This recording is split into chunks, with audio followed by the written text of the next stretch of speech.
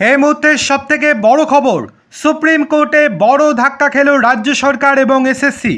School service commission দাগি অযোগ্যদের যে তালিকা প্রকাশ করেছিল তা নিয়ে অসন্তোষ প্রকাশ করল সুপ্রিম কোর্ট। শীর্ষ আদালত স্পষ্ট জানিয়ে দিল এসএসসিকে আবার তালিকা প্রকাশ করতে হবে। সুপ্রিম কোর্টের নির্দেশ মেনে গত সেপ্টেম্বর মাসে এসএসসির নবম দশম এবং দ্বাদশ একাদশ শ্রেণীতে শিক্ষক নিয়োগের পরীক্ষা হয়েছে। বুধবার এসএসসি আদালতে জানায় নভেম্বরের প্রথম সপ্তাহে ফল প্রকাশ করার চেষ্টা করছে। আদালত তার অনুমতি দিয়েছে। পাশাপাশি এসএসসি প্রকাশিত দাগি অযোগ্যদের তালিকা নিয়ে অসন্তোষ প্রকাশ করেছে সুপ্রিম কোর্ট। বিচারপতি সঞ্জয় কুমার এবং বিচারপতি এন.বি. আঞ্জারিয়ার বেঞ্চের বক্তব্য, দাগি অযোগ্যদের তালিকা অস্পষ্ট।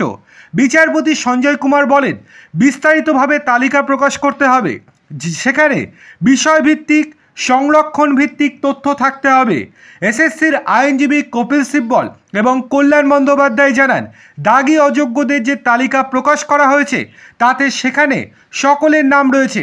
এর পরিপ্রেক্ষিতে বিচারপতি সঞ্জয় বলেন, কোনো গোপনীয়তা রাখবেন না, বিস্তারিতভাবে উল্লেখ করে আবার দাগি অযোগ্যদের তালিকা প্রকাশ করুন।